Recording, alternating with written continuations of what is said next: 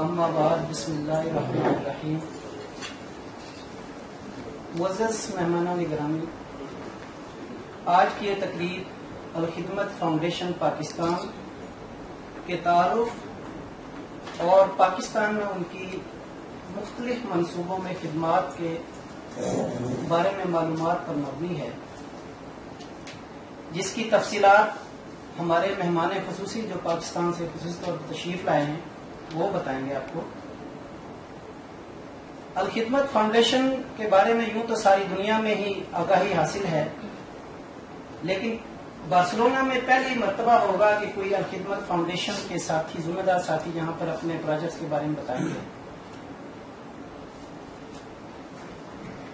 Al-Khidmat foundation Pakistan Barcelona میں ہمارے لیے نئی نہیں ہے، کیونکہ مجھے یاد ہے 2010 میں جب سیلاب آیا تھا تو ہم نے ان کے لیے فنڈ ریزنگ کی تھی، اور اللہ کا شکر ہے کہ ہماری کمیونٹی نے یہاں پر ہم سے اتنا تعاون کیا تھا کہ ہم نے تقریباً 12,000 یورو بارسلونا سے اکٹھے کیے تھے، اور تقریباً اتنی ہی اماؤنٹ قرطبہ میں ہمارے جو ساتھی موجود ہیں انہوں نے کیے تھے. اس سلسلے میں ہمارے پنجاب کے صدر مہمان خصوصی صاحب تشریف لائے ہیں، وہ خصوصی طور پہ شکریہ بھی ادا کرتے ہیں کمیونٹی کا، اور آئندہ بھی جو اپنے پروجیکٹس ہیں وہ ان کے بارے میں بھی آپ کو بتائیں گے. الخدمت فاؤنڈیشن سے آپ جیسا کہ واقف ہیں، مختلف منصوبوں میں چاہے آر ڈی پیز کا مسئلہ ہو، حالیہ جو مسئلہ ہے اس کے سلسلے میں ہمارے جو مہمان خصوصی ہیں تشریف لائے ہیں، یورپ کا دورہ کر رہے ہیں، اور ہماری خوش قسمتی ہے کہ بارسلونا میں ہم آج ان کی میزبانی کر رہے ہیں. میں ٹائم کے ضیاع کے بغیر اپنے مہمان خصوصی کو دعوت دیتا ہوں جو کہ سیاست کو ایک خدمت خلق کا ذریعہ سمجھتے ہیں، سیاست میں بھی ہیں، سوشل ورک بھی کرتے ہیں. میری مراد ڈاکٹر طارق سلیم صاحب سے ہے، جو کہ الخدمت فاؤنڈیشن پنجاب کے صدر ہیں، جو وہ اسٹیج پر تشریف لائے، وہ آج ہمارے مہمان خصوصی ہیں. ڈاکٹر طارق سلیم.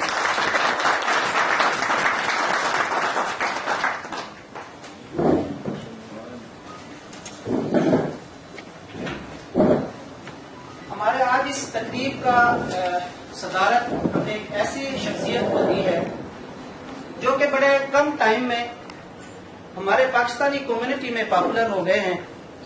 وہ کہ وہ آفیشیل سرکاری امپلائی ہیں، لیکن پاکستانی کمیونٹی کی جس طرح وہ خدمت کر رہے ہیں، ساری کمیونٹی ان کا تہہ دل سے ممنون ہے اس خدمات کے لیے، اور ان کا بہت زیادہ ریگارڈ کرتی ہے. میری مراد کونسلر کمیونٹی ویلفیئر اتاشی جناب اسلم مغوری صاحب، آج یہ ہمارے سامنے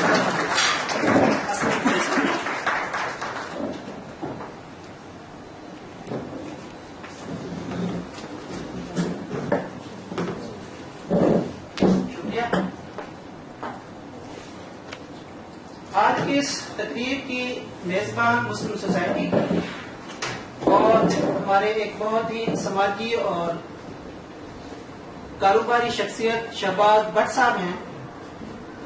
میں دونوں میزبانوں کو دعوت دوں گا. پہلے ہمارے پرز پرجوش اور نوجوان مسلم سوسائٹی کے صدر جناب طاہر فروخ وراث صاحب کی تشریف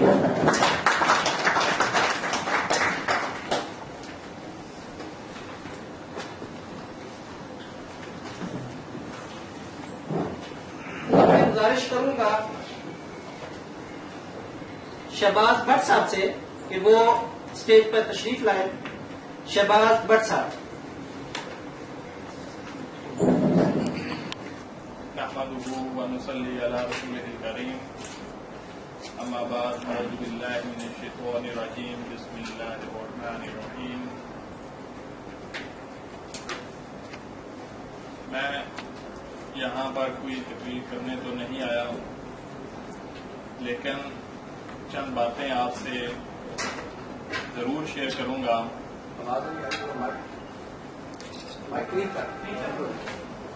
جی آواز آ رہی؟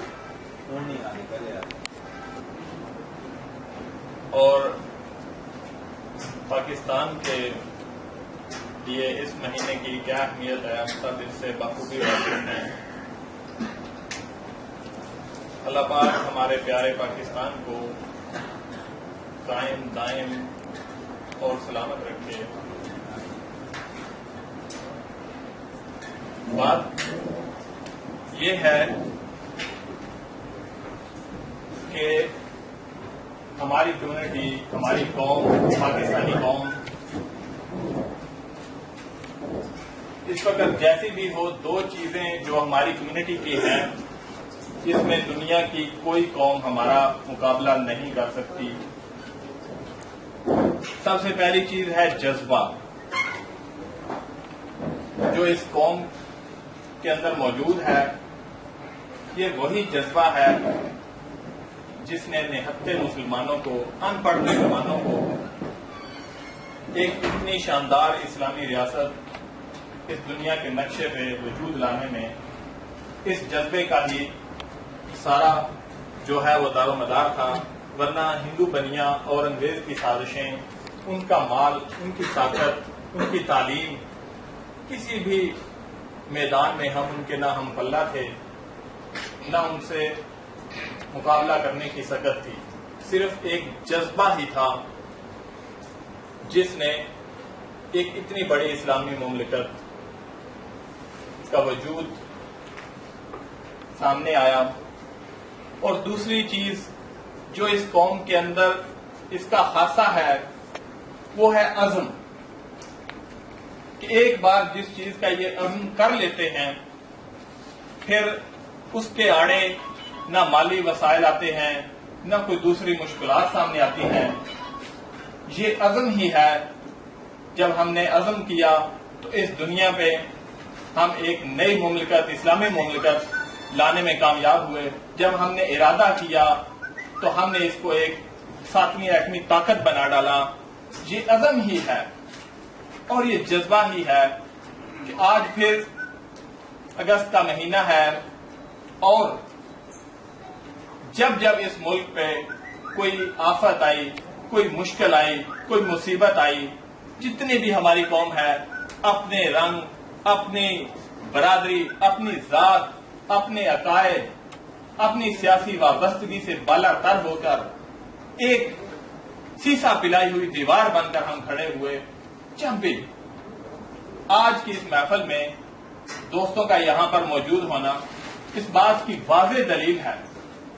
یہاں پر دوست ہیں، سب اپنی اپنی سیاسی وابستگی رکھتے ہیں، اپنے اپنے جو ہے وہ جماعتوں سے ہیں، لیکن ایک مشترکہ جو کام ہے، ایک مشترکہ جو ہمارے ملک پہ ایک مصیبت آن پڑی ہے، شمالی وزیرستان کے اندر آئی ڈی پیز ہیں، تو ان سب کی مدد کے لیے سب جو ہیں وہ اپنی اپنی جذباتی وابستگیوں کو بالائے طاق رکھ کر یہاں پر حاضر اور موجود ہیں۔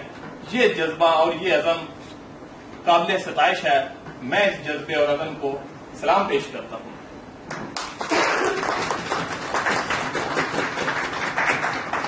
اور بارسلونا کی کمیونٹی کا ہمیشہ سے یہ روایت رہی ہے، جب بھی کوئی مہمان آتا ہے اس کو بھرپور طریقے سے ویلکم کیا جاتا ہے، اور آج بھی یہ اپنی روایت برقرار رکھنے پر میں آپ کو خراج تحسین پیش کرتا ہوں۔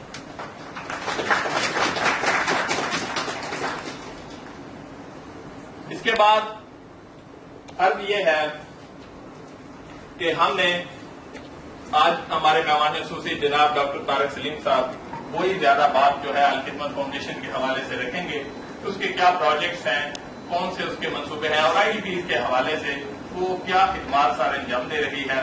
میں ان کے اور آپ کے درمیان زیادہ دیر حائل نہیں رہوں گا۔ آپ سب کا ایک بار پھر یہاں سے تشریف آنے کا بہت شکریہ۔ جزاک اللہ، بہت شکریہ۔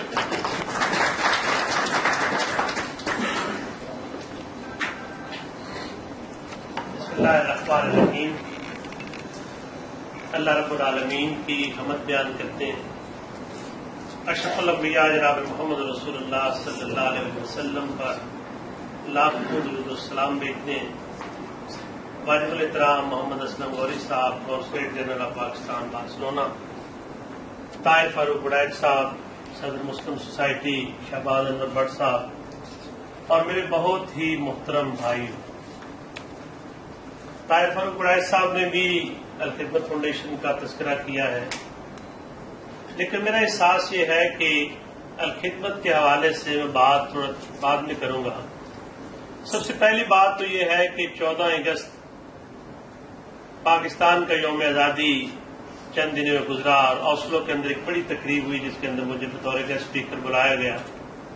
2 سال پہلے بھی مجھے یاد ہے شاہ محمود قریشی صاحب اس وقت تحریک انصاف کا حصہ نہیں بنے تھے، ہم ایک ہی طیارے سے آئے 3 سال پہلے اور وہاں پروگرام ہوا۔ سب سے پہلی بات تو میں سمجھتا ہوں کہ وطن سے دور رہ کر پاکستان کی محبت جو ہے، آپ پاکستان کے لیے سوچتے ہیں، پاکستان کے لیے فکر مند رہتے ہیں، میں سمجھتا ہوں کہ یہ وہ جذبہ اور اثاثہ ہے جو بڑا قابل قدر بھی ہے، قابل تحسین بھی ہے، اس لیے کہ آزادی سے بڑھ کر کوئی نعمت نہیں ہوتی۔ علامہ اقبال رحمۃ اللہ علیہ نے پاکستان کا خواب دیکھا، قائد اعظم رحمۃ اللہ علیہ کے ساتھ ان کی مشاورت ہوئی اور بر صغیر کے کروڑوں مسلمان اس بات پر اکٹھے ہو گئے کہ ہم نے پاکستان کو ایک آزاد خطے کو ہم نے حاصل کرنا ہے، اور آگ اور خون کا دریا عبور کرنے کے بعد ہمارے اسلاف نے 14 اگست 1947 کو پاکستان کا پہلا یوم آزادی اس کی بنیاد رکھی گئی، لیکن آج 2014 68 سال ہو گئے پاکستان کو آزاد۔ زندہ قومیں اپنا یوم آزادی جائزے اور احتساب کے ساتھ مناتی ہیں کہ گزشتہ سالوں کے اندر ہم نے کیا کھویا ہے، کیا پایا، اور یہ جائزہ اور احتساب ہی قوموں کی سمت کا تعین کرتا ہے۔ اوسلو کے اندر ہم تقریب میں تھے، پاکستان سے کچھ دانشور بھی آئے تھے، گورنمنٹ کالج کے پروفیسر بھی تھے، جاوید گامدی صاحب بھی تھے، تو مجھ سے پہلے ایک بہت باخبر آدمی نے کہا کہ ابھی 67 سال ہوئے ہیں اور یہ کوئی بڑا حصہ نہیں ہوتا قوموں کی زندگی میں، ابھی پاکستان کو ٹھیک ہوتے 30-40 سال اور لگ جائیں گے۔ تو میں نے کہا کہ یہ کیسی بات ہے کہ رسول اللہ صلی اللہ علیہ وسلم نے ارشاد فرمایا کہ جس کا آج اس کے گزشتہ کل سے بہتر نہیں وہ تباہ ہو گئے۔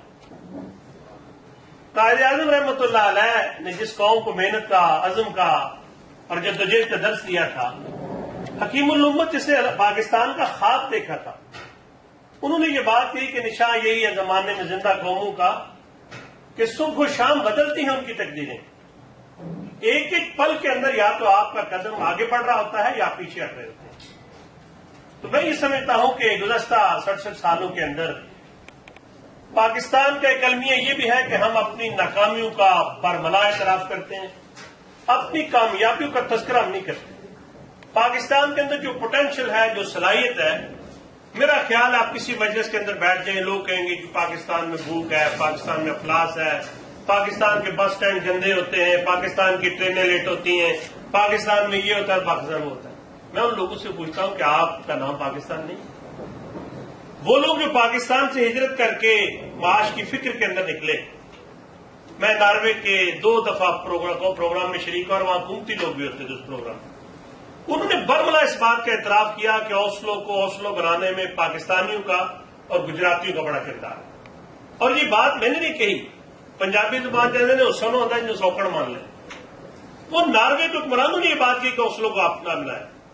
آپ دنیا بھر کے اندر جہاں گئے ہیں، پاکستان کے مزدور نے اپنی محنت کی بنیاد پر اپنی صلاحیتوں کو لوگ اٹھایا، پاکستان کے انجینئر اور ڈاکٹر دنیا بھر کے اندر احترام کی نگاہوں سے دیکھے جاتے ہیں، لیکن پاکستانی قوم من حیث القوم یہ خود ملامتی فرقہ بن جاتی ہے، اپنے آپ کو کوسنے کے سوا، اپنی ناکامیوں کی بات کرنے کے سوا کوئی بات اس کے پاس نہیں۔ میں عام گھرانے کے اندر پیدا ہوا، عام لوگوں کے ساتھ ملنا اور جلنا میرا رہتا ہے۔ ابھی حافظ احمد خان صاحب اور ہم آ رہے تھے جب، تو میں نے حافظ صاحب سے پوچھا کہ مجھے بتایا جائے کہ کبھی کوئی جیب کترا کسی بھوکے ننگے اور اس آدمی کی جیب میں پیسے نہ اس کے پیچھے جاتا ہے؟ حافظ صاحب نے کہا نہیں جاتا۔ میں نے کہا اس کو یقین ہو جائے کہ اس کی جیب خالی ہے، اس کے اندر 1 یورو بھی نہیں ہے، تو وہ جائے گا اس کے پیچھے؟ کہنے لگے نہیں جائے۔ تو میں نے کہا کوئی بات تو ہے کہ دنیا کے جیب کترا پاکستان کے پیچھے پڑا ہوا، اس کا مطلب ہے کہ پاکستان کی جیب خالی نہیں، پاکستان کے اندر پوٹینشیل ہے۔ پاکستانی جہاں گئے انہوں نے اپنی صلاحیتوں کا لوگا بنوایا۔ میں ایک مرتبہ کے اندر تھا، رات کو میرے ساتھ وہ طالب علمی کے زمانے میں ریاض صاحب کام کرتے تھے، سادہ نوجوان، دینہ کا لینے والا، لیکن مجھے وہاں کے پتہ چلا کہ یہ ڈونر کباب اور اس کا بڑا وسیع کام جو ہے اس نے یہاں کے شروع کیا، اور پہلی بار لوگوں کو متعارف کرایا کہ شراب کے بغیر بھی اس کا کاروبار ہو سکتا ہے، اور اس نے عملاً کر کے دکھاتے ہیں۔ میں آپ کو ایک بات بتاؤں، یہاں پنجاب کے لوگ بیٹھے ہیں، زیادہ گجرات کے لوگ ہوں، دیگ کے چاول کا ایک دانہ میں آپ کو دکھاتا ہوں۔ گجرات کا ایک نوجوان میٹرک کرنے کے بعد معاش کی فکر کے اندر شہر کراچی چلا گیا، اور پاکستان نیوی کے اندر اس وقت بھرتی عام ہوتی تھی، پاکستان نیوی کے اندر وہ بوائے بھرتی ہو، جس طرح چائے کی دکان پہ چھوٹو ہوتے ہیں نا، وہ بوائے بھرتی ہوا۔ کسی چیف پیٹی افسر نے دیکھا کہ نوجوان ہے، میٹریکولیٹ ہے، اس کی زندگی بن جائے گی، اس نے اس کو مشورہ دیا کہ تم پاکستان نیوی میں باقاعدہ بھرتی ہو جاؤ، اور سیلر کے طور پر، یعنی جس طرح آرمی کے اندر سپاہی آخری رینک ہوتا ہے، وہ پاکستان نیوی کے اندر سپاہی بھرتی ہو۔ لیکن آپ حیران ہوں گے کہ پاکستان نیوی کے اندر محمد شریف نام کا گجرات کا نوجوان جب بھرتی ہوا تھا، پاکستان نیوی میں اس سے نیچے کوئی رینک نہیں تھا، لیکن جب وہ ریٹائرمنٹ کی عمر کو پہنچا تو اس کے نام کے ساتھ ایک لفظ کا اضافہ ہو گیا تھا، لکھا ہوا تھا کہ ایڈمرل محمد شریف۔ وہ آج بھی زندہ ہے، اسلام آباد کے اندر رہتا ہے، میجر عزیز بھٹی کی خاندان کے ساتھ اس کا تعلق ہے، برچ بسوا اس کے گاؤں کا نام۔ آپ مجھے یہ بتائیں کہ جس قوم کے نوجوان بوائے بھرتی ہوں، سپاہی بھرتی ہوں اور ایڈمرل کے عہدے تک پہنچے، کیا اس قوم کو ترقی کرنے سے، آگے بڑھنے سے روکا جا سکتا ہے؟ سندھ کے اندر ایک نوجوان بچہ بکریاں چرانے کے لیے نکلا، جانگیا اس نے پہنا ہوا تھا، بکریاں لے کے جب گزر رہا تھا تو سندھ کی کسی گوٹ کے سامنے جب وہ گزرا تو ڈرائنگ روم کے اندر کسی جاگیردار کا کوئی مہمان آیا، وہ مہمان صوفے پہ بس بیٹھ ہی رہا تھا، گزرتے بچے نے اس کو دیکھا کہ کسی چیز پر کوئی آدمی بیٹھ رہا ہے اور بیٹھا ہے، اور بیٹھنے کے بعد اس کے اندر دنستا چلا گیا، اور صوفے نے دونوں طرف سے اس کو اپنی آغوش کے اندر لے لیا، دبوچ لیے، درانتی اس کے ہاتھ میں تھی، سارا دن بکریاں چراتا رہا، سوچتا رہے کیا چیز ہے، اس کے گھر میں شاید کوئی بینچ نما چیز ہوگی، اس نے صوفہ دیکھا نہیں تھا، سوچتا رہا 4-6 گھنٹے، واپس پلٹا، ڈرائنگ روم پھر کھلا ہوا، لیکن کوئی فرق موجود نہیں تھا، وہ بچہ آگے بڑھا ہے، درانتی سے اس نے اس ریگزین کو کاٹا، کاٹنے کے بعد کیا دیکھ رہا ہے کہ اس کے اندر کوئی ناریل کی چھلکے ہیں، زنگ آلود سپرنگ ہے، کپڑے کے کچھ ٹکڑے ہیں، بس وہ تجسس سے دیکھ رہا ہے، اور اسی اسلام میں ڈرائنگ روم کا مالک اندر آ گیا، صوفے کا ستیہ ناش کیا ہوا تھا، اس نے پھٹ گیا تھا، اس کو پکڑ لیا، کہا تم نے کیا کیا ہے؟ کہنے لگا میں صبح گزرا تھا، ایک آدمی یہاں بیٹھ رہا تھا، میں نے اس کو دیکھا، میں سارا دن سوچتا رہا کیا چیز ہے، میں تو دیکھنا ہی چاہتا تھا کہ اس کے اندر کیا ہے۔ جاگیردار نے کہا کہ بندہ ذہین ہے، جستجو ہے اس کے اندر، اس کو بٹھا لیا، اور اس کے باپ کو کسی دوسرے آدمی کو بھیجا کہ جا کے بلا کر، غریب آدمی کا باپ بھی غریب ہی ہوتا ہے، وہ آیا، جاگیردار نے کہا ایک صوفہ دیکھ رہے ہو، اس کا حشر و نشر تمہارے بیٹے نے کیا، یہ درانتی بھی اس کے پاس، اس سے پہلے کہ وہ معذرت خانہ رویہ اختیار کرتا اس کا باپ، جاگیردار نے کہا کہ کل سے تمہارا بیٹا جو ہے یہ بکریاں چرانے نہیں جائے، کل سے یہ اسکول جائے گا، اس کے سارے تعلیمی اخراجات میں برداشت کروں گا، اور وہ بچہ پاکستان کی تاریخ میں قانون کے اعتبار سے اس کی رائے کو اتھارٹی مانا گیا، اور ایک کے بروئی کے نام سے اس کا تذکرہ علمی اور قانون کی دنیا کے اندر آج بھی موجود ہے۔ پاکستانی قوم میں بڑا پوٹینشل ہے۔ بارسلونا کے اندر آپ دیکھ لیں، یہ چھوٹا پاکستان آپ نے نہیں بنایا، بلکہ پورا پنجاب کا کلچر اور پاکستان کا کلچر یہاں موجود ہے، اور یہ دنیا کے کسی ایک ملک اور کسی ایک کونے اور خطے کے اندر ایسا نہیں ہے۔ اس لیے کہ جو قوم محنت کرنا جانتی ہے، مشقت کرنا جانتی ہے، مصائب جھیلنا جانتی ہے، آزمائشوں سے گزرنا جانتی ہے، وہی قوم تو ہوتی ہے کہ جب اس کو قیادت ٹھیک مل جائے، اس کو رہنمائی کرنے والے لوگ مل جائیں، اور ہماری تاریخ یہ بتاتی ہے کہ جب بھی مسلمانوں کو کوئی لیڈر ملا ہے، اس کے بعد لوگوں نے صدیوں کا سفر جو ہے اس کو سالوں کے اندر کیا۔ عمر بن عبدالعزیز رحمۃ اللہ علیہ اسلامی تاریخ کے اندر ایک بڑا نام ہے، بنو امیہ کے خاندان کے ساتھ ان کا تعلق تھا۔ دمشق کی جامع مسجد میں کھڑے ہو کر کہا لوگوں اقتدار جو ہے یہ عوام کا حق ہے، ہمارے بڑوں نے جبرن چھینا تھا، ہم اپنا اقتدار واپس لوٹاتے ہیں، جس کو چاہو اپنا بادشاہ بناؤ۔ لوگوں نے کہا کہ آج اس موجودہ وقت کے اندر آپ سے بہتر آدمی کوئی نہیں ہے۔ حضرت عمر بن عبدالعزیز امیر المومنین بن گئے اور اس کے بعد نظام حکومت چلانا شروع کیا، اور وہ دور ہے کہ جب مسلمانوں کی حکومت 88 لاکھ مربع میل تک پھیلی تھی۔ بر اعظم افریقہ پر مسلمانوں کی حکومت تھی، بر اعظم ایشیا پر مسلمانوں کی حکومت تھی، بر اعظم یورپ پر مسلمانوں کی حکومت تھی۔ اور اس دور کے بارے میں مورخین نے لکھا کہ لوگ زکات لے کے پھرتے تھے، کوئی زکات لینے والا نہیں ملتا۔ لیکن آپ ذرا تصور تو لائق کیجیے، 63 سال ہم نے گزارے ہیں برادریوں کے تعصبات میں، صوبائی اور لسانی تعصبات کے اندر، نام کا ڈنکا بجانے کے لیے، ایک دوسرے کو نیچا دکھانے کے لیے۔ لیکن اگر کبھی زندگی کے انفرادی اور اجتماعی دائرے کے اندر یہ جو منظر آپ نے یہاں پیدا کیا ہے، ساری سیاسی وابستگیوں سے بالاتر اتر آتا ہے، مختلف برادریوں کے مختلف اضلاع کے لوگ موجود ہیں، لیکن پاکستان کے حالات پہ آپ اٹھتے ہیں، پاکستان کے بارے میں سوچتے ہیں، پاکستان کے اندر زلزلہ اور سیلاب آ جائے۔ مجھے یاد ہے کہ جب پہلے زلزلہ آیا تھا تو یہاں سے آپ نے بڑی رقم بارسلونا کے لوگوں نے محمد الیاس نور صاحب کے ذریعے سے بھیجی، نعمت اللہ خان صاحب کو پہنچی۔ پھر اس کے بعد مجھے یاد ہے کہ پھر ایک دفعہ مظفر گڑھ لیا کا سیلاب آیا تو حافظ احمد خان صاحب گئے یہاں سے، مجھے انہوں نے کہا جی کہ کسی بڑی انڈسٹری کے اندر لے جائیں جہاں بستر تیار ہوتے ہوں۔ تو مجھے یاد ہے رات کی جی ٹی روڈ پر ایک سندھو صاحب ہیں پیپلز پارٹی کے، وہ رہنمان کا کارخانہ تھا، ہم نے ٹرکوں کے اندر ان کی دریاں، ان کے لیے وہ جو رضائیاں وغیرہ روڈ پر ہیں۔ کون سا رشتہ تھا ہمارا مظفر گڑھ کے لوگوں کے ساتھ، لیا کے لوگوں کے ساتھ، بالا کوٹ کے لوگوں کے ساتھ زلزلہ آیا تھا۔ مجھے اچھی طرح یاد ہے رمضان ہی کا مہینہ تھا، یہ سیلاب بھی اور یہ زلزلہ بھی۔ پاکستان کے اندر بلدیات کے الیکشن ہوئے تھے 1 رمضان کو، میں ڈسٹرکٹ کونسل گجرات کا ممبر بنا تھا۔ دوسرے دن ہم بیٹھے تھے، لوگ مبارک دینے کے لیے آ رہے تھے، خوش قسم کی مبارک تھی، دوسرا روزہ تھا، کیا کسی کو کھانا پلانا تھا، اور میں نے دیکھا کہ وہ زلزلہ میں نے خود محسوس کیا۔ اس کے بعد پھر تباہی ہوئی، لیکن مجھے یاد پڑتا ہے کہ وہ کمبل جو کبھی ہمارے گھر والوں نے ہمیں لینے نہیں دیے تھے، عورتوں کی ایک نفسیات ہوتی ہے کہ اچھے برتن اور اچھے کمبل کبھی پیٹی سے نہیں نکالتے، اور کبھی کبھار یہ سوال پیدا ہوتا ہے کہ ان برتنوں میں کھانا کس نے کھانا ہے؟ نہ ہمارے باپ نے کھایا ہے، نہ ہم نے کھایا ہے، کون کھایا ہے؟ وہ اتنا سنبھال کے رکھیں۔ لیکن خواتین نے وہ بہترین قسم کے کمبل 0 میٹر جن کو آپ کہتے ہیں وہ نکال کے دی، اور بالا کوٹ کے اندر اور مظفر گڑھ کے اندر اور دوسرے اضلاع کے اندر پہنچے۔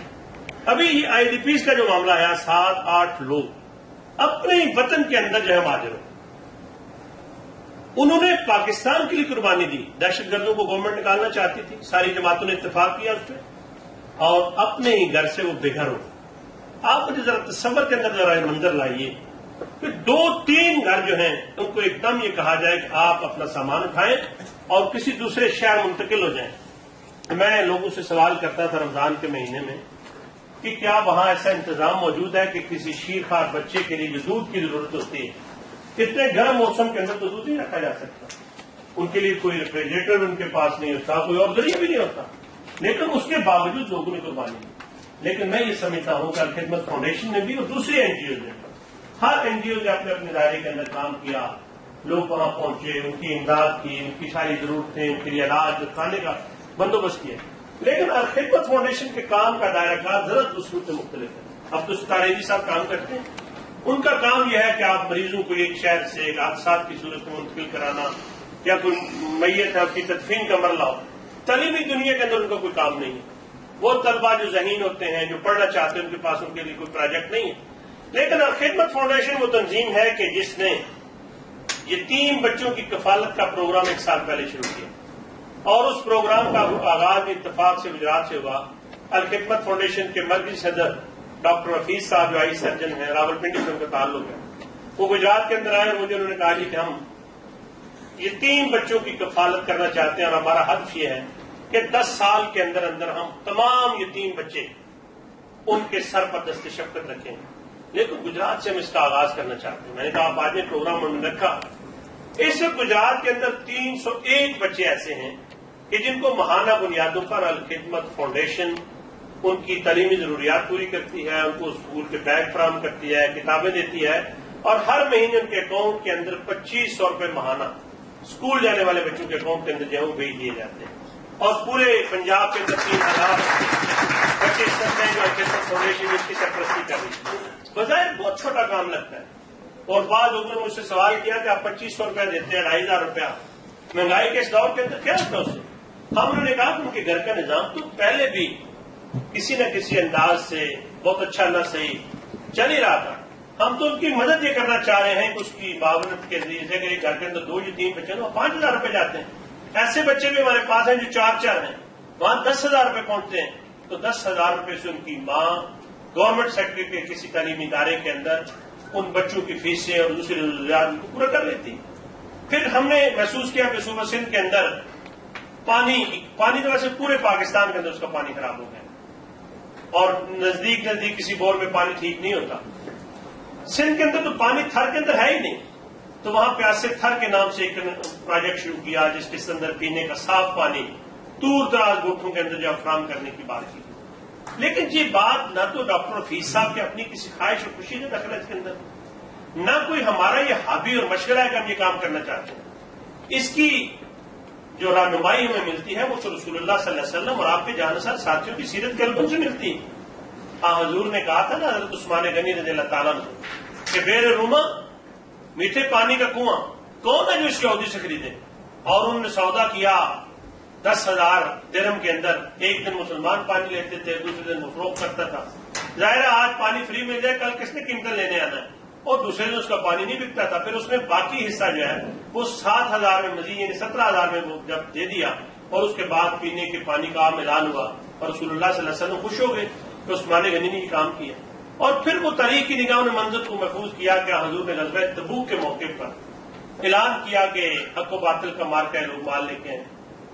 تو حضرت عثمان غنی کے بارے میں آتا ہے کہ انہوں نے 1,000 اونٹ, 70 گھوڑے اور 1,000 روپے نقد لے کے آئے. رحمت عالم صلی اللہ علیہ وسلم نے جب دیکھا کہ اتنی بڑی تعداد کے اندر اونٹ حضرت عثمان لے کے آئے تو حضور کے بارے میں آتا ہے کہ آپ اتنے خوش ہوئے اور آپ نے کہا کہ آج کے بعد عثمان کا کوئی عمل جو ہے وہ اس کو نقصان نہیں دے سکے. اتنا بڑا کام انہوں نے کیا. اس لیے میں یہ بات آپ سے کرنا چاہتا ہوں. میں 2-3 کاروبار کرتا ہوں, مسائل آ جاتے ہیں, کبھی اندازہ ہی نہیں ہوتا غربت کس چیز کا نام ہے.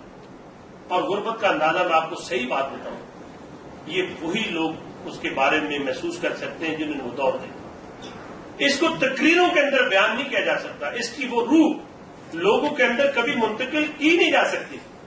لیکن میں آپ کو بتاؤں کہ ہمارے معاشرے کے اندر نہ جانے کتنے ایسے لوگ ہیں کہ جو سفید پوشی کا برم رکھے ہوئے ہیں, مشکلات کے شکار ہیں, ہاتھ نہیں پھیلاتے, لیکن ان کے گھروں کے چولہے جو ہیں وہ بجھنا شروع ہو گئے. مجھے یاد ہے ہم نے ایک الفلاح اسکالرشپ کا پروگرام شروع کیا تھا بہت سال پہلے. ہمارے ایک دوست تھے میاں عبدالشکور صاحب, آج کل وہ پاکستان الفلاح کے الخدمت کے مرکزی جنرل سیکرٹری ہیں. گجرات کے اندر ایک ان کا اسکول ہے جس کے اندر کوئی 4,000 بچے پڑھتے ہیں, وزڈم کے نام سے, بہت بڑا ادارہ ہے, 42 کنال جگہ. وہ گاڑی میں بیٹھے کہیں جا رہے تھے تو کھانگیا کے کسی بس اسٹاپ ایک بچی اسکول کا لباس پہنے صبح کو 8-8:30 بجے ٹافیاں بیچتے. میاں عبدالشکور صاحب پنجاب یونیورسٹی کے صدر تھے, بعد میں امریکہ کے اندر بہت عرصہ رہے. انہوں نے کہا بچی اسکول کے لباس میں ٹافیاں بیچتے. انہوں نے کہا کہ بیٹے صبح کون ٹافیاں کھاتا ہے؟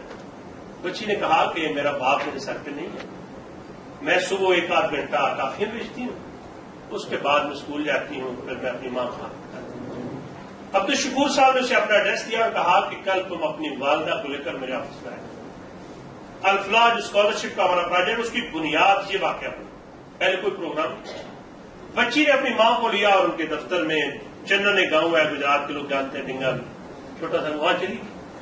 تو عبدالشکور صاحب نے کہا کہ آپ کی بیٹی ٹافیاں بیچ رہی تھی, کل میں نے اس کو ملا ہوں, اگر آپ کی بیٹی کو کوئی جاب مل جائے تو کتنے پیسے آپ کو دے دیجیے تو آپ کے گھر کا گزارا ہو سکتا ہے. اس زمانے میں اس کی ماں نے کہا کہ اگر ہمیں 3,000 روپے مل جائیں مانا تو ہمارے گھر کا گزارا ہو. عبدالشکور صاحب نے کہا کہ آپ کی بیٹی کو ہم نے ملازمت دے دی, 3,000 روپے ماہانہ کی بنیاد پہ 1 سال کے پیسے ہم آپ کے اکاؤنٹ میں بھیج دیں, ایڈوانس آپ 1 سال کی تنخواہ دیتے. اس بچی کی ڈیوٹی یہ ہے کہ اس کی جو جاب ہے وہ یہ ہے کہ یہ ٹافیاں نہیں بیچے گی, یہ اسکول جائے گا, اس کے تعلیمی اخراجات.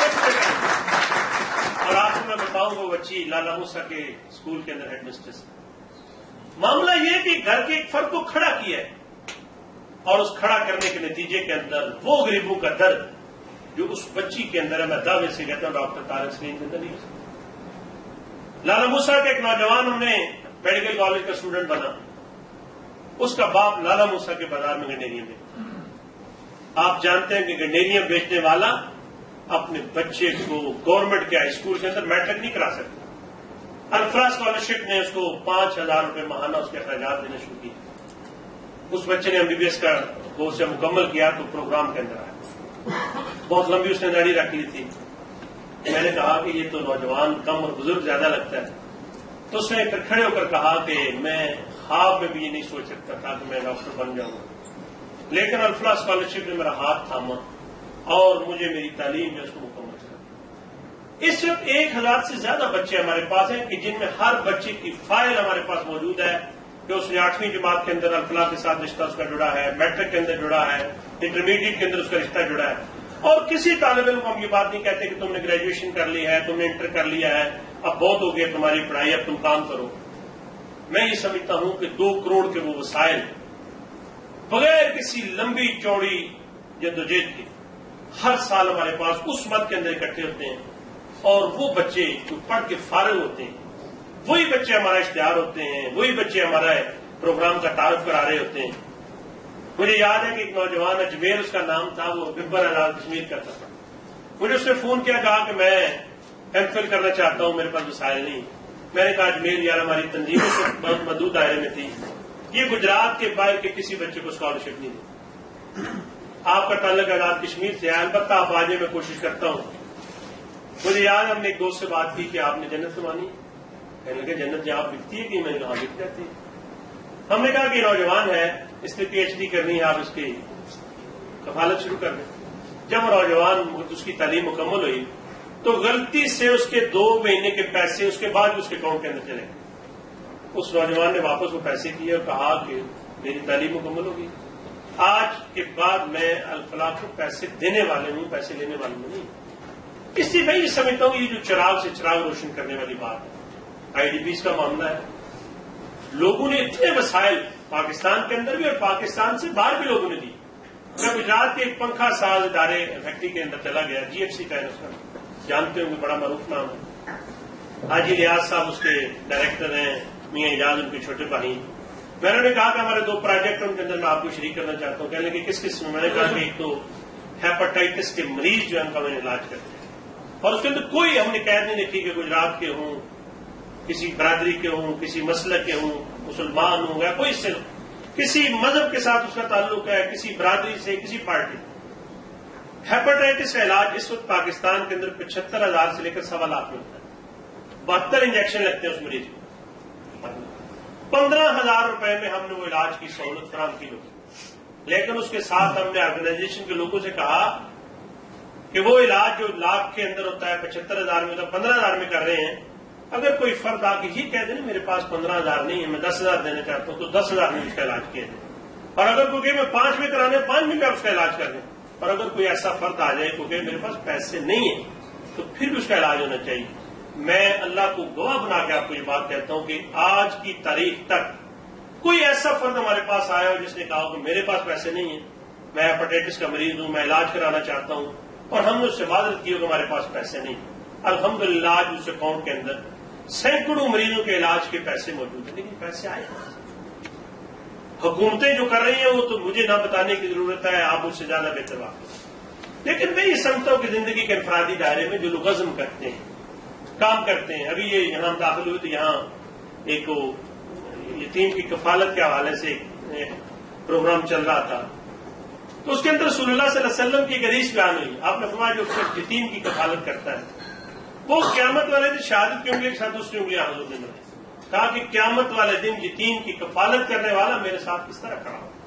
ہم 2500 روپے ایک بچے کو دیں، لیکن مقام ذرا دیکھیے کہ کہاں کھڑا کیا جا رہا ہے۔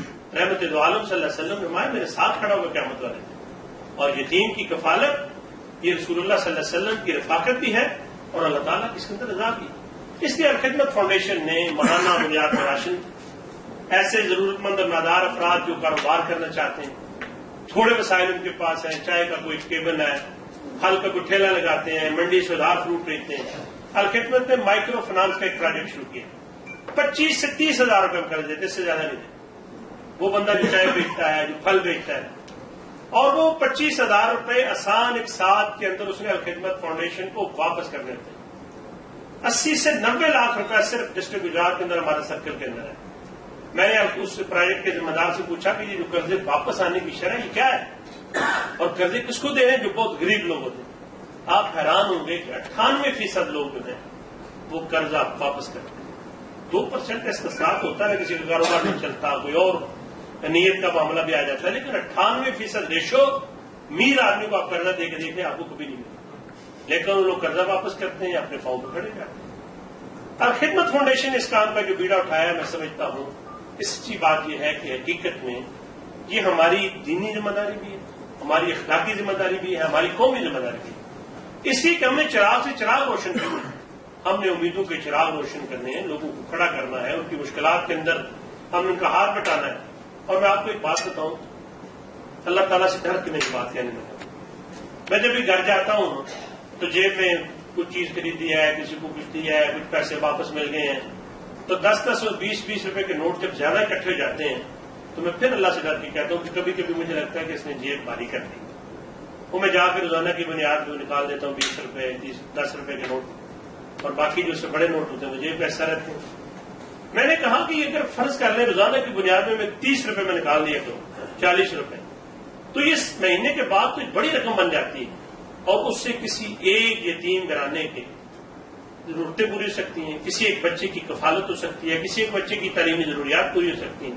اور مجھے یاد ہے 2 سال پہلے میں میلان کے اندر ایک پروگرام ہوا، بڑی تعداد پاکستانی کی تھی. میں نے کہا کہ اگر آپ کو روزگاری جو بچتی ہے، میں نے وہاں ایک اسٹور سے کرتبہ میں کل میڈیسن لی تو اس نے مجھے کچھ چھوٹے سکے بھی دے دیے، $1 یورو بھی تھا، اس سے نچلے درجے کے بھی. وہ پرس کے اندر بھی پریشانی کرتے تھے، پھر میں نے ان کو بیگ میں ڈال دیا. اگر یہ پیسے بھی ہم سائٹ پہ اکٹھے کرتے جائیں تو میرا خیال ہے کہ 1 مہینے کے بعد آپ اپنی گاؤں، اپنی بستی، اپنے خاندان، اپنی برادری، اپنے شہر کے کسی ایک بچے کی کفالت، کسی ایک یتیم خاندان کی سرپرستی کرنے کی پوزیشن کرنا چاہیے. اور اب خدمت بنیادی طور پر یہی فکر دیتی ہے. یہ نہیں ہم کہتے کہ آپ ضرور تعاون کریں اور نیکی کا کام ہمارے سوا کوئی کر ہی نہیں رہا، اس کے سوا کوئی کام ہو ہی نہیں سکتا. انفرادی دائرے کے اندر بھی جو آپ کام کرنا چاہتے ہیں، اجتماعی دائرے کے اندر کسی آرگنائزیشن کے ساتھ مل کر اس کام کا بیڑا اٹھانا چاہتے ہیں، تو میں یہ سمجھتا ہوں یہ وہ کام ہے جو پاکستان کا اپنے پاؤں پہ بھی کھڑا کر سکتا ہے، ہماری قوم کے اندر خودداری اور وقار بھی قائم کر سکتا ہے. اور اگر یہ سوچ ایک سے ایک دیا چلتا چلا جائے تو قوم جو ہے اسی طرح باوقار قوموں کی سب کے اندر کھڑی ہوتی. یورپ کی تاریخ پڑھیں، ان کے بڑے بھی ڈاکو اور چوری تھے، ان کے یہاں بھی تہذیب اور ثقافت نہیں تھی، ان کے یہاں بھی گندگی اسی طرح موجود تھی جس طرح پاکستان کے مضافات کے اندر ہوتی. لیکن انہوں نے کچھ عرصے کے لیے اس چیز کو توجہ دی، اس پر نظر رکھی، چیزوں کو مینیج کیا، اور اس کے نتیجے کے اندر آپ کو جو سارے قوانین، اصول اور ضوابط نظر آتے ہیں، یہ ہمارے اسلاف کی تاریخ کا حصہ ہے. اور آج بھی میں سمجھتا ہوں کہ اگر ایک آدمی خود انفرادی دائرے کے اندر اس بات کا عزم کر لے کہ میں نے کسی برائی کا ساتھ نہیں دینا، کسی غلط کار آدمی کے ساتھ کھڑا نہیں ہونا، کسی ظالم کا ساتھ نہیں دینا، تو آپ یقین کریں کہ اسی سے ہی قوموں کے تعارف تبدیل ہو جاتے ہیں. میں ڈسٹرکٹ کونسل کا 2 بار ممبر ہوں، پولیس کو بھی میرے لیکچر ہوتے ہیں اصلاحی. میں بارہا اس بات پہ کہتا ہوں جو لوگ کہتے ہیں کہ پاکستان کے اندر رشوت کے بغیر کوئی کام نہیں ہوتا. میں نے کہا کہ کوئی آدمی کھڑا ہو جائے جس نے میرے ذریعے سے تھانے کو پیسہ دیا ہو کسی کا کام میں کرانے کا، تو میں نے اس کو کہا کہ تھانے دار کو، ڈی ایس پی کو، ایس پی کو پیسے دے. آدمی عزم کر لے، اللہ تعالیٰ راستے کھول دے. نیکی کا کام ہو، چھوٹے سے چھوٹا اصلاح کا کام ہو. آپ کسی بڑے پروگرام کا حصہ بننا چاہتے ہیں، وہ بچی جس کا ایک بچی سے ہم نے آغاز کیا تھا، 1000 بچے اسی الفلاح کے ذریعے پر تعلیم حاصل کرتے ہیں. وہ جس پروجیکٹ کا آغاز گجرات سے ہوا، بچوں کی کفالت کا، یتیم بچوں کی کفالت کا، آج 3000 پنجاب کے بچے اور 301 گجرات کے بچے اسی پروگرام کے تحت تعلیمی اداروں کے اندر جا رہے ہیں، ان کی ضروریات پوری ہو رہی. اور وہ پانی تھر کے اندر جہاں پانی کی قلت ہے، جہاں میٹھا پانی موجود نہیں ہے، وہاں خدمت نے کام شروع کیا. ایمبولینسز ہر شہر کے اندر، صرف ڈسٹرکٹ گجرات کے اندر 14 ایمبولینس گاڑیاں خدمت کی کام کرتی ہیں. ہم نہیں کہتے کہ اس کے نتیجے میں سارے مسائل حل ہو گئے ہیں، دودھ اور شہد کی نہریں بہہ گئی ہیں، لیکن ہم یہ سمجھتے ہیں کہ ہم یہ شکوہ کرنے کی بجائے، اپنے آپ کو کوسنے کی بجائے، خود ملامتی قوم بننے کی بجائے، اپنے حصے کے ہم شمع روشن کریں، اس کے نتیجے کے اندر امیدوں کے چراغ روشن ہوتے ہیں اور لوگ کھڑے ہوتے ہیں جس کا سہارا بنتے ہیں، اس کے چہرے پہ جو خوشیاں آتی ہیں اس کا تصور ہم نہیں کر سکتے۔ اور آخری بات کیا کہ میں بات کو مکمل کر رہا ہوں، نبی اکرم صلی اللہ علیہ وسلم کی سیرت کلموں سے ایک تصویر ہے۔ عید کے دن رسول اللہ صلی اللہ علیہ وسلم مسجد نبوی میں جا رہے ہیں اور بچے ظاہر ہے بچوں کو تو بہت صبح پیسے مل جاتے ہیں، وہ غبارے لے کے آ جاتے ہیں، کھلونے لے کے، بچے کھیل رہے تھے۔ رحمت دو عالم صلی اللہ علیہ وسلم جاتے ہوئے جب مسجد دیکھا ایک بچہ میلے کپڑے پہنے ہوئے ہیں اور کھیل نہیں رہا، آستک پری نگاہوں سے کھیلتے بچوں کو دیکھ رہا۔ میرے اور آپ کے کریم آ کر قدم رک گئے، مسجد کی جانب نہیں بڑھے، اس بچے کی طرف رک گئے۔ جب اس کے پاس پہنچے تو اسے پوچھا، بیٹے کیا تم نہیں کھیلتے؟ اس نے جب یہ جملہ سنا تو اس نے کہا کہ میری زندگی میں خوشی اور کھیل کا، میں تو غم کھانے کے لیے پیدا ہوا ہوں، میرا باپ ایک جنگ کے اندر شہید ہو گیا تھا، میری ماں نے دوسری شادی کر لی تھی، مجھے اپنے ساتھ نہیں رکھ سکی۔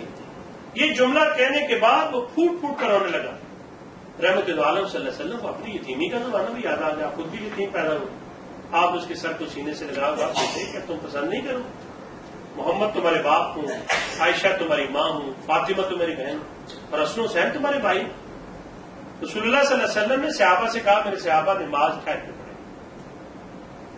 آپ اس بچے کو ساتھ لے کر جا کر اپنی لخت جگر سیدہ فاطمہ سے کہا، فاطمہ اللہ نے تجھے عید کے دن بیٹا دے دیا، اس کو اچھے کپڑے پہناؤ، اسے اچھے کھانے بھی کھلاؤ۔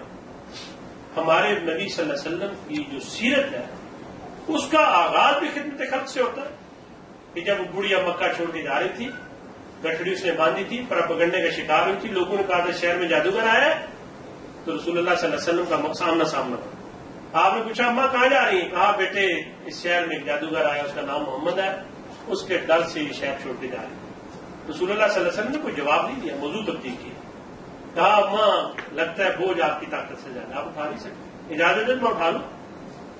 اس نے کہا بیٹے اٹھا لو۔ حضور نے گٹھڑی اٹھائی اس بڑھیا، اس کے ساتھ چلنا شروع کیا۔ بڑھیا ساری باتیں جو حضور کے بارے میں اسے سن رکھا تھا نا پراپگنڈا بیان کرتی جا رہی۔ جب اس کی منزل آئی تو حضور نے اسے کہنے لگی بیٹے میری منزل آ گئی، میری گٹھڑی دے دو۔ اور حضور نے جب گٹھڑی اس کو دی تو بڑھیا کہنے لگی بیٹے اگر مکہ شہر کے رہنے والے ہو نا تو اس محمد سے ذرا بچ کے رہنا جس کا ذکر میں نے کیا۔ آپ نے کہا ماں اگر سچ پوچھتی ہو تو جس ذکر تم کر رہی ہو محمد کا وہ میں۔ بڑھیا نے کہا بیٹے میں مکہ شہر نہیں چھوڑتی، میں محمد صلی اللہ علیہ وسلم اس کے رب پر ایمان لاتی ہوں، اگر تمہارا نام محمد ہے۔ یہ خدمت خلق کا آغاز وہاں سے ہوا تھا۔ اور عید کے دن نماز عید پہ جاتے بچے کو دے کر رکے گھر لے گئے۔ میں یہ سمجھتا ہوں کہ قرآن کہتا ہے لقد کان لکم فی رسول اللہ اسوۃ حسنہ، نبی صلی اللہ علیہ وسلم کی زندگی میں تمہارے لیے بھی، اور یہ نمونہ ہی حقیقت کے اندر مجھے اور آپ کو دعوت فکر دیتا ہے کہ ہم اپنی خوشیوں کے اندر دوسروں کو شریک کریں۔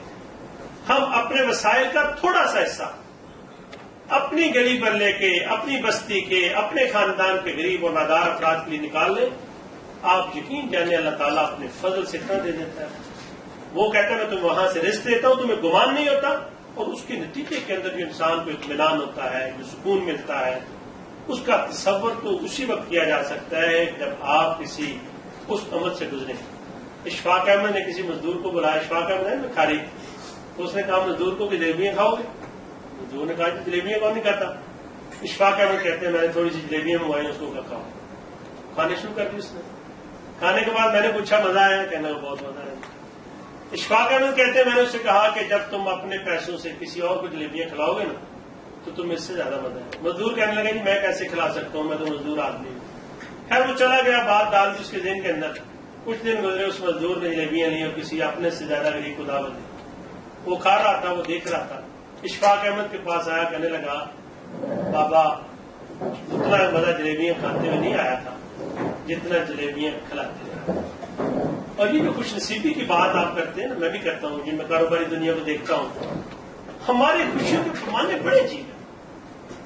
آپ ایک لمحہ پہلے اس آدمی کو خوش قسمت کہتے ہیں، اگلے ہی لمحے اس کو بدقسمتوں میں شمار کرتے ہیں۔ اور اشفاق احمد نے یہ بات لکھی، کہنے لگا کہ ایک آدمی تھا، اس کے پاس ایک گھوڑا تھا۔ گھوڑے کو لوگ ڈانس سکھاتے ہیں، پتہ نہیں کیا کیا سکھاتے ہیں، تو اس نے گھوڑے کو نا بچے اس نے تربیت دی۔ 1 لاکھ ملیر کا گھوڑا تھا، کوئی شوقین آدمی تھا، اس نے اس کو کہا کہ 5 لاکھ روپے لے لو گھوڑا سے۔ اس نے کہا جی ہم نے نہیں دیتے۔ لوگوں کا بڑا بیوقوف آدمی ہے، 1 لاکھ کا گھوڑا 5 لاکھ میں بک رہا، نہیں بیچا اس نے۔ خیر 10-12 دن گزرے، صبح جب وہ بیدار ہوا تو اس کا گھوڑا بھی غائب تھا اور قلعہ بھی وہ کاٹ کے لے گیا. گاؤں کے لوگوں کو پتا چلا کہ گھوڑا چلا گیا. انہوں نے کہا بڑا بدبخت آدمی ہے، 5 لاکھ ملتے تھے نہیں لیے. اس کے گھر میں گئے، ظاہر افسوس کیا، ہمدردی کی، لیکن باہر نکلتے اصلی تبصرہ کر رہے تھے بڑا بیوقوف آدمی. خیر دن گزرتے گئے، کوئی 10-12-15 دن گزرے تو اس کا گھوڑا جس استبل میں گیا تھا نا وہاں سے واپس آ گیا، لیکن اکیلا نہیں آیا. 5 گھوڑے اس کے اور ساتھ آ گئے. وہاں سے گاؤں کے لوگوں کو پتا چلا اس کا گھوڑا بھی واپس آ گیا اور 5 گھوڑے ساتھ بھی آ گئے. پھر لوگوں نے جوتے پہنے، پھر اس کے گھر آئے، کہنے لگے کہ بڑا خوش نصیب آدمی ہے، بڑے مقدروں والا ہے. ایک گھوڑا اپنا بھی آ گیا، 5 گھوڑے بھی آ گئے. بیٹے نے کہا ابا جان جس گھوڑے کو پہلے میں نے ٹریننگ دی تھی کہ اس کو 4 کو بھی 5 کو دے دوں تو ہم اور زیادہ مالدار ہو جائیں گے. پہلے ½ ملین کے مالک تھے، پھر وہ 25 لاکھ کے مالک ہو جائیں گے. اس نے کہا بیٹے ٹھیک ہے ٹریننگ دو اس کو. جب وہ ٹریننگ کرا رہا تھا گھوڑے کو، گھوڑے سے گرا، اس کی ٹانگ ٹوٹ گئی. گاؤں کے لوگوں کو پتا چلا ایک ہی بیٹا تھا بیچارے کا، گر گیا، ٹانگ بھی ٹوٹ گیا. میں بڑا بدبخت آدمی ہوں. ایک ہی پتر سے رات ٹوٹ کے پتہ نہیں جوڑ دی کہ نہیں جوڑ دی. پھر اس کے پاس آئے، پھر ہم دردی کرتے، باہر جا کر تبصرہ کرتے. بدبخت 2 مہینے نہیں گزرے تھے، 1.5 گزرا، دوسرے ملک کے ساتھ جنگ شروع ہو. حاکم وقت نے اعلان کیا کہ 15 سال سے اوپر جس کے بچے بھی ہیں فوج کے اندر جبرن بھرتی کیا جائے، بارڈر پہ بھیج دیا. لوگ آئے، سب کے بچے اٹھا کے دے کے اس کو پلستر چڑھا ہوا تھا، اس کو چھوڑ کے کہنے لگے ہم بد نصیب ہیں، ہمارے توپ کے منہ کے اندر اس کا بیٹا جا بیٹھا نظروں کے سامنے. یہ جو پیمانے خوش قسمتی اور بدقسمتی کے انسانوں پہ پیمانے ہیں نا، یہ کوئی پیمانے نہیں. اللہ تعالیٰ مال دے کے بھی مارتا ہے، مال دے کے بھی مارتا ہے. اللہ کرے کہ میں اور آپ جہاں جہاں موجود ہیں، جس دائرے کے اندر میں اور آپ موجود ہیں، انفرادی دائرے کے اندر، اجتماعی دائرے کے اندر ہم خیر کا، بھلائی کا، انسانی ہمدردی کا وہ کام اللہ ہم سے لے دے جس سے ہمارے اندر بھی اطمینان آ جائے اور اللہ تعالیٰ بھی ہم سے راضی ہو جائے اور رسول رحمت صلی اللہ علیہ وسلم کی شفاعت کے مقدار بن جائے. اللہ تعالیٰ مجھے اور آپ کو عمل کی توفیق بخشے.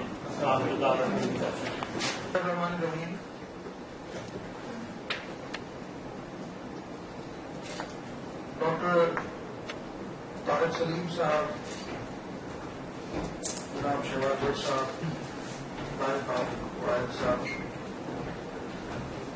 میرے بہت عزیز دوستوں، بھائیوں، بزرگوں، السلام علیکم. سب سے پہلے تو میں بارسلونا میں ہوئی پاکستانی کمیونٹی کی جانب سے ہمارے معزز مہمان جناب ڈاکٹر طارق سلیم کو بارسلونا میں خوش آمدید کہتا ہوں. اور اس کے بعد جو باتیں آپ نے فرمائی ہیں، مجھے یقین ہے کہ یہاں موجود جو پاکستانی کمیونٹی ہے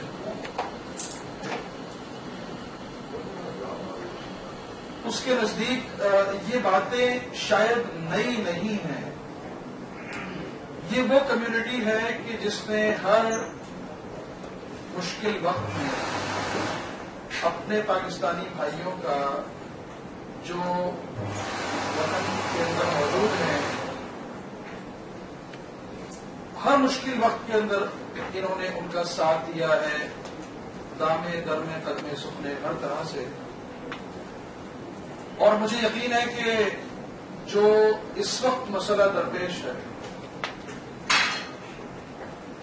آئی ڈی پیز کا، شمالی وزیرستان میں جاری آپریشن ضرب اعظم کے نتیجے میں 7-8 لاکھ افراد کی نقل مکانی اور اس کے نتیجے میں پیدا ہونے والی ایک انسانی صورتحال، ہیومن ٹریجڈی وہاں پر اس کا سامنا ہے، اتنی بڑی تعداد کو. الخدمت فاؤنڈیشن اور اس جیسی دیگر تنظیمات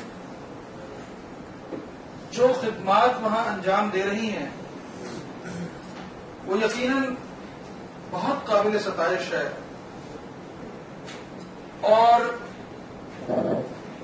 صرف پاکستانی کمیونٹی ہی نہیں بلکہ یہ وہ مسئلہ ہے، چونکہ یہ ایک انسانی مسئلہ ہے، یہ پاکستانی یا مسلمان یا کسی فرقے یا کسی علاقے سے زیادہ آگے بڑھ کر ایک انسانی مسئلہ ہے.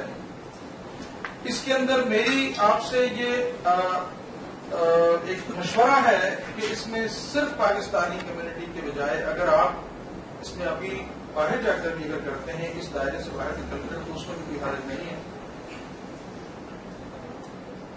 اس بات کا تو مجھے بھرپور یقین ہے کہ جو پاکستانی کمیونٹی یہاں پر موجود ہے وہ تو ہر صورت انشاءاللہ آپ کے ساتھ بھی اور جو دیگر NGOs دیگر تنظیمیں یہاں پر IDPs کے لیے کام کر رہی ہیں اس میں وہ اپنا حصہ یقیناً ڈالیں گے، کیونکہ یہ وہ لوگ نہیں ہیں کہ جو صرف بکرنگ کرتے رہیں، جو صرف اپنے ملامتی جس کا آپ نے ذکر کیا کہ ہم نے اپنے آپ کو فرقہ ملامتیہ بنا لیا ہے.